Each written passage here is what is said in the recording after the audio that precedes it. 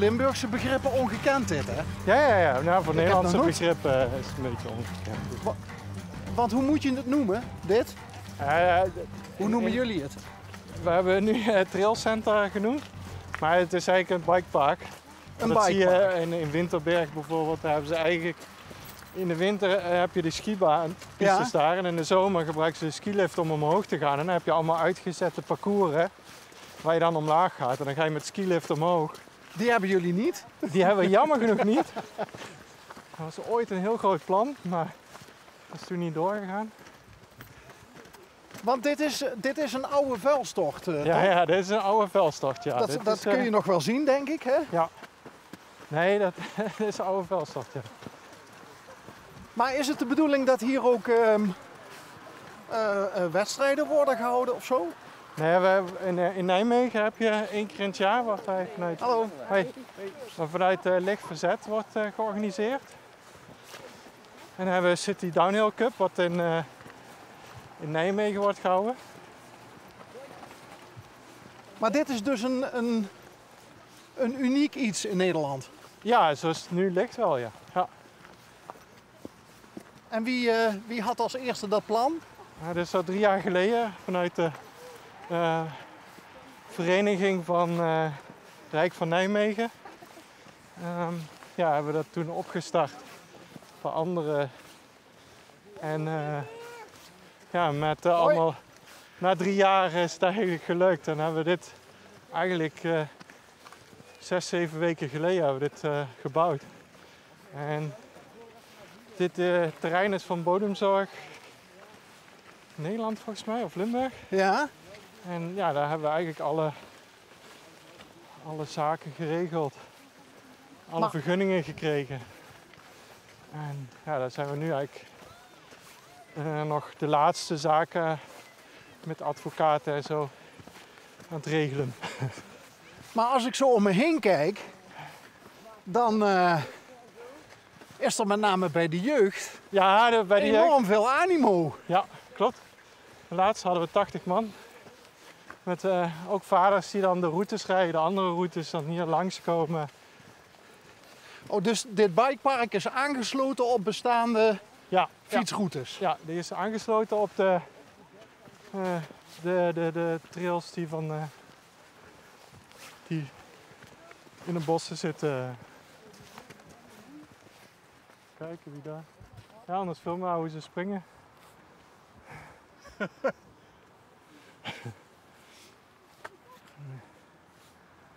Geweldig. En jij bent van het eerste uur bij het project betrokken? Nee, ik niet. Ik ben later daar begonnen.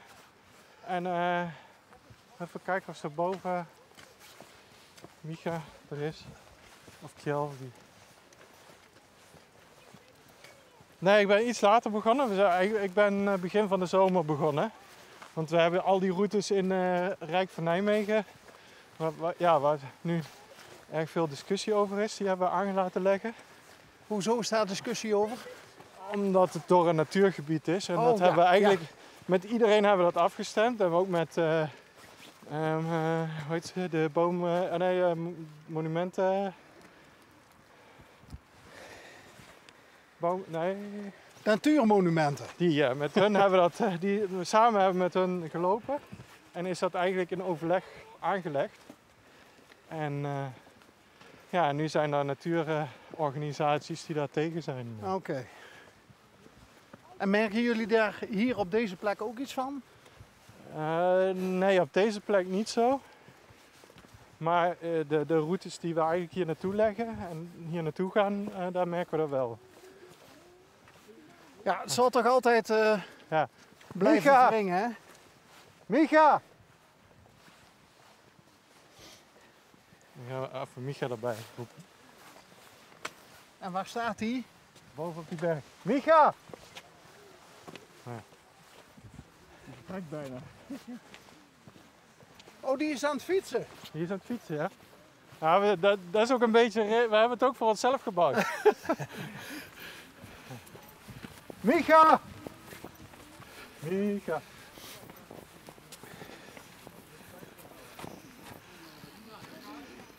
Daar gaat. Maar Hoort hij? Joris die heeft die routes die daarachter liggen heel veel werk voor gedaan. Hij is een van de... Wat gaan we doen? Zijn we hier? Ja, we zijn Limburg. L1, L1. programma Onderweg. En we kwamen hier langs. En we dachten van, wat is dit nou? Ja, het trailcentrum ook. Welkom. Ja, fantastisch. Gaaf hè? Ja. En er is dus nergens in Nederland iets wat je hiermee kunt vergelijken. Ja, op zich. Er zijn een paar andere. In Spaarnwoude geloof Spaarnwoude, ik. maar- Groningen. Ja. De Wiegensberg. Maar niet zo mooi aangelegd als hier. Nee. En jullie zijn hoe lang nou eigenlijk klaar met de baan? Ja, het is eigenlijk nog niet klaar. Omdat eigenlijk is het idee dat de routes eroverheen lopen. Hè, de routes van MTB Rijk van Nijmegen. Dus Ja. dan komt de route daar vandaan. Komen ze hier erop. Dat lijntje hier aan de zijkant, aan de linkerkant, dat is de blauwe lijn. En dat is ja, voor mensen die wat minder goed rijden, zullen we maar zeggen, die kunnen daar op heel beneden komen. Dan gaat hij daar eronder uit en dan via de weg vervolgt hij de route over de mountainbike routes. En die rechter die hier ligt, dat is de rode lijn, dat is de bonuslijn. En dat is voor de iets gevorderde fietsen. Maar je ziet al, iedereen vindt zichzelf gevorderd. Alleen die rode lijn wordt gefietst. Dus, ja, en als het goed is, dan gaan we daarachter nog een grotere lijn neerleggen. En dat wordt dan de zwarte lijn. Ja. En dat wordt echt, dat wordt voor onszelf ook. Er zijn er maar een paar die dat durven te rijden, zullen we zeggen.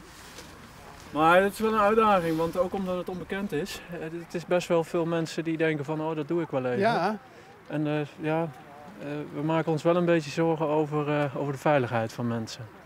Want kijk, ik rij met een full face helmet, ik heb hier, ik heb daar en daar bescherming. En een heleboel mensen die rijden gewoon alleen met een helmpje en 2 handschoentjes. maar ja, het is hetzelfde als met een zeg ik, of denk ik dan maar, met een skipiste bijvoorbeeld. Ja, inderdaad. Ja, Die- daar hebben we de kleurcodering ook voor. Dus Ja.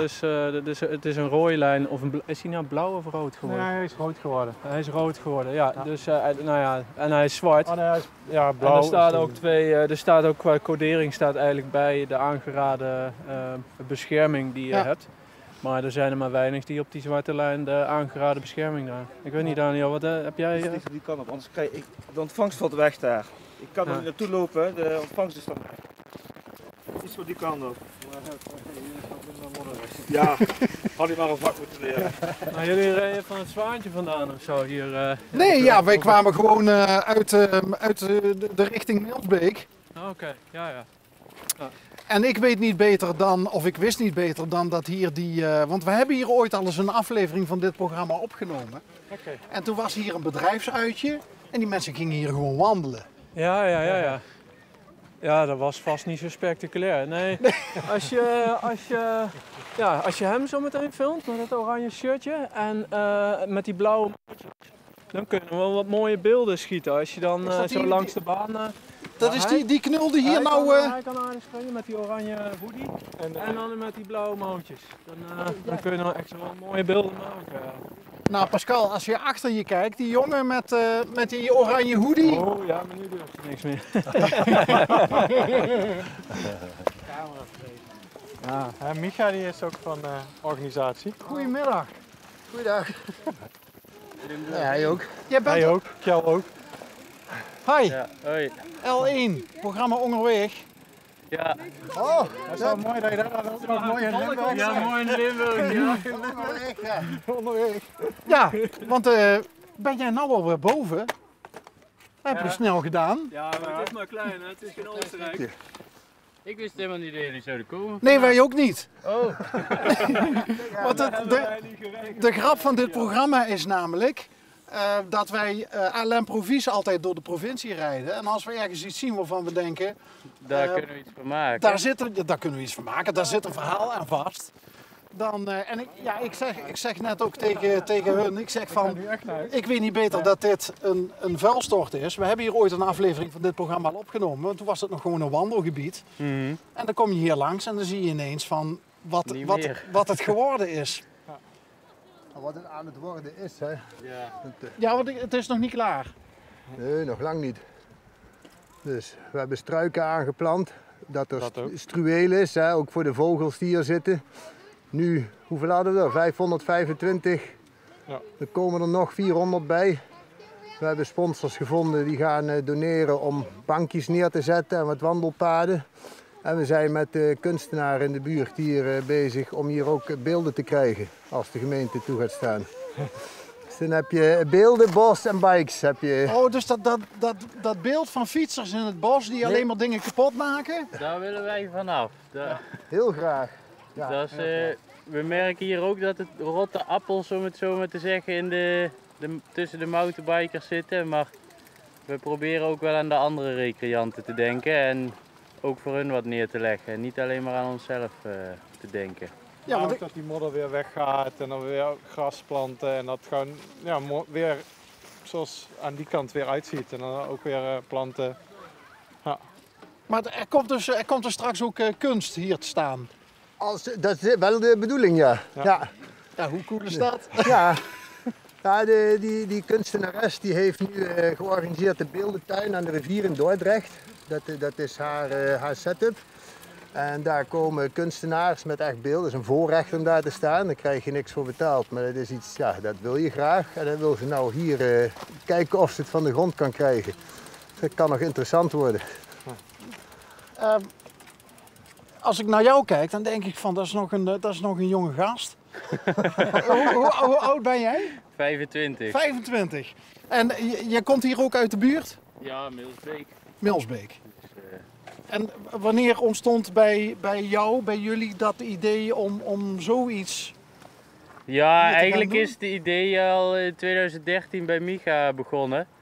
En het heeft toen een tijd geduurd voordat we de nodige vergunningen hadden. En, Dat hoorde ik, ja. ja, dus en nu, ja, ik heb altijd de wereld rondgereisd als mountainbiker of met een mountainbike team eigenlijk.